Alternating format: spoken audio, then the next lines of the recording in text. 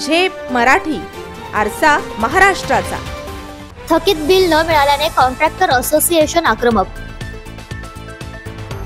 90,000 कोटींची बिले थकीत, कंत्राटदार आर्थिक संकटात। राज्य सरकारला तीव्र आंदोलनाचा इशारा। राज्यातील कंत्राटदार आणि सुशिक्षित बेरोजगार अभियंते गंभीर आर्थिक संकटात सापडले आहेत। तब्बल 90,000 कोटी रुपयांची थकीत बिले अजूनही मिळालेली नसल्याने राज्यभर कॉन्ट्रॅक्टर असोसिएशन मार्फत आंदोलनाचं वातावरण निर्माण झालंय। याच पार्श्वभूमीवर आज धुळे शहरात लक्षवेधी आंदोलन करण्यात आले।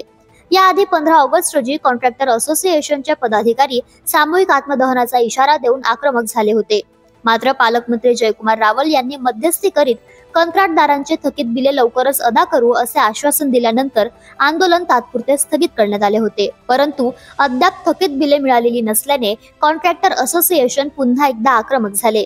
सोमवारपर्यंत बिले मिळाले नाहीत तर राज्य सरकार विरोधात तीव्र आंदोलन छेडले जाईल असा इशारा संघटनेच्या पदाधिकाऱ्यांनी दिलाय।